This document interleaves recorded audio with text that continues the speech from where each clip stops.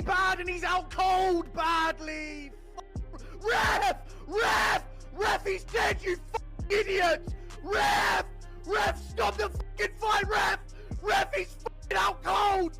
Fuck you. You know, if this was anybody other than Rampage Jackson's son, I don't think there'd be any empathy here at all. But we all love Rampage, and he's the man, you know. And the fact that he's his son, we're all sitting here like, bro, what the fuck, you know? And what do we think about this? You know, if it was just anybody else in the world, it'd be like, bro, throw that motherfucker, you know, in the cage and throw the key away, man.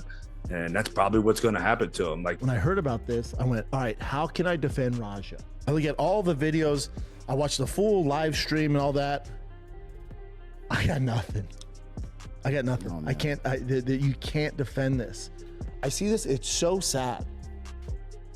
Because he was just getting started, and that all goes away.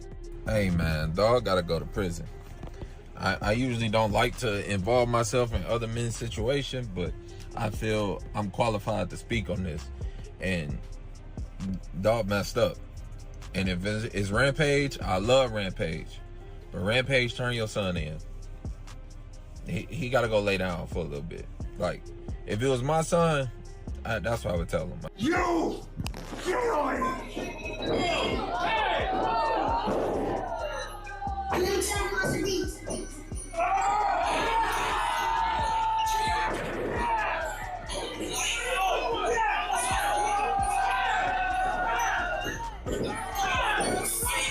Aggravated assault's for sure, battery, you know what I mean? Like, this is a felony for sure, right? I mean, there's I don't think there's any way out of that. So, you know, kind of just is what it is for him now. But like what a shitty move, man. You know, like, you want to fight the guy. Like, dude was like, you know, we watched the video right before the podcast here. And, you know, the dude was like preparing for a pro wrestling style takedown, and motherfucker slammed him on his head.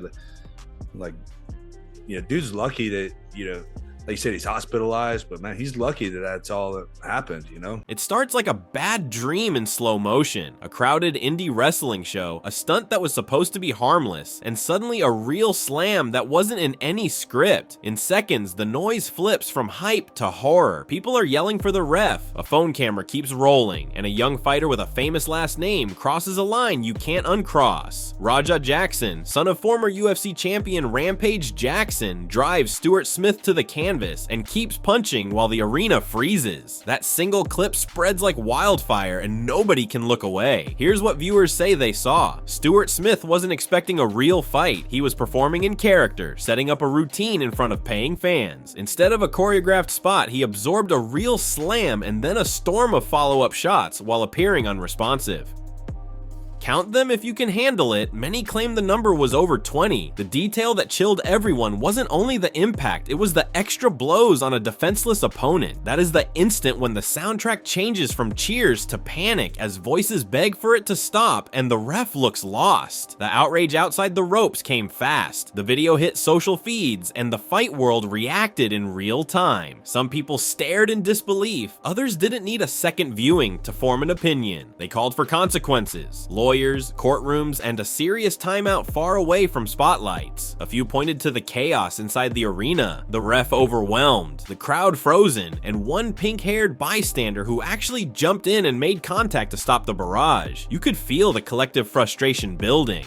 Even in a space where controlled aggression is celebrated, everyone understands there's a boundary you simply do not cross. Soon came the live stream. Raja appeared with Rampage and pushed blame toward the cameraman, saying the broadcast kept the fire going by never cutting the feed. He sounded angry, defensive, and certain that people were twisting everything against him. Rampage, meanwhile, talked about hateful threats and nasty messages, the kind that turn a bad night into a dog pile. He said anything he says gets spun. It was a raw human moment, a father hurting, a son deflecting, and a conversation happening while the most incriminating footage in the story loops for millions of viewers. Veteran fighter Matt Brown cut through with blunt clarity. If the last name weren't Jackson, would anyone hesitate? He didn't think so. He looked at the same footage as everyone else and asked what needed investigating when the evidence is so clear. In his view, this wasn't a heated exchange gone wrong, it was a defenseless person taking extra shots after lights out. That difference matters to fighters. You can be tough without being reckless. You can be proud without losing control. Brown said he respected Rampage but circled back to the point that kept gnawing at the audience. The follow-ups are what turn a bad act into something far more serious. Sean Strickland pushed a different point, rooted in his own history. He talked about being 19, in real trouble, and how an alternative route, work release, strict programs, and restitution kept him from becoming worse behind bars. He wasn't excusing anything, he was arguing outcomes.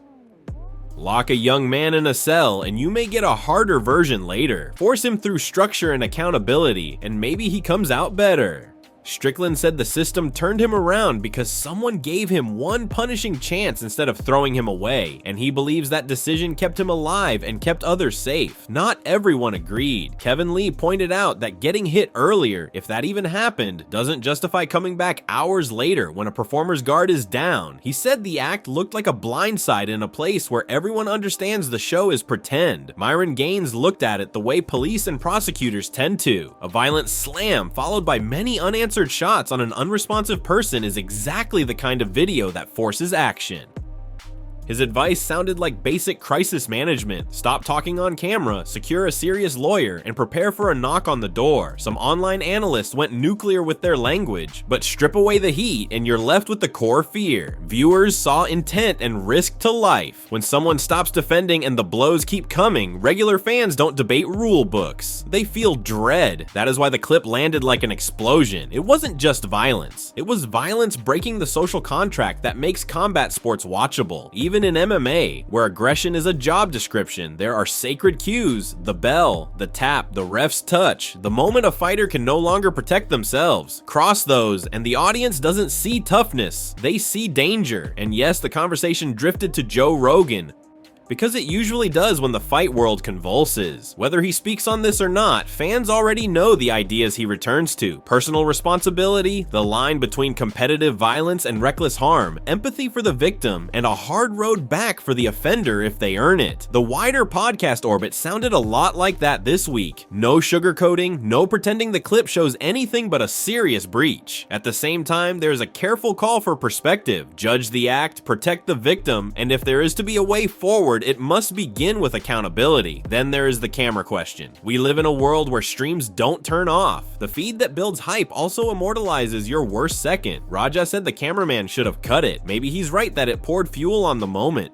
but the camera didn't throw the slam or the follow-ups, and that is what made people bristle when blame shifted toward a lens. The lens is cold. It doesn't care if you're a Legends kid or a brand new name. It records, and when it records something this brutal, the public will watch, rewind, freeze frame, and demand answers. Zoom out and you see a broader tension inside combat sports fame. Legacy opens doors, but it also puts a microscope over every mistake. People cheer for you because they love your parent and they expect you to carry their code. That pressure is real, but it doesn't excuse anything. The internet won't separate Raja from Rampage, and Rampage knows that. His words sounded tired and hurt because he's caught between protecting his son and acknowledging that a real person got injured badly in front of a paying crowd.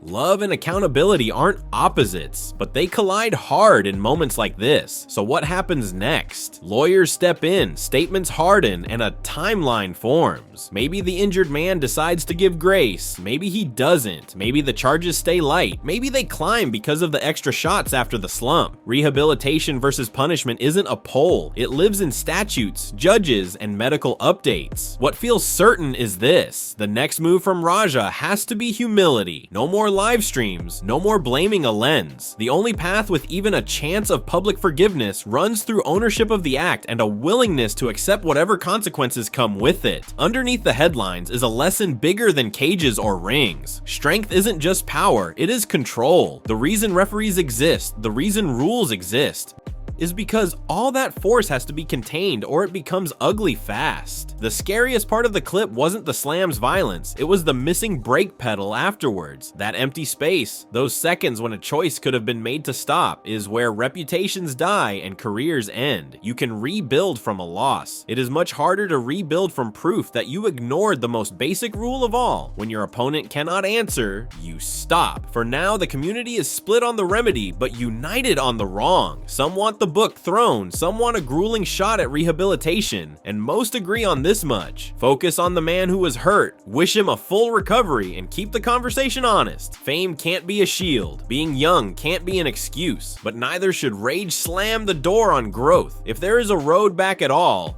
it starts with 3 words that matter most when the cameras are off. I was wrong. Until that happens, the clip remains a warning, a mirror, and a test of whether accountability still means something in a world that never stops recording. Fans will keep replaying the moment, not because they love outrage, but because it forces an uncomfortable question. What kind of fighter do you become when no referee can save you? And will you choose restraint the next time it truly matters for everyone?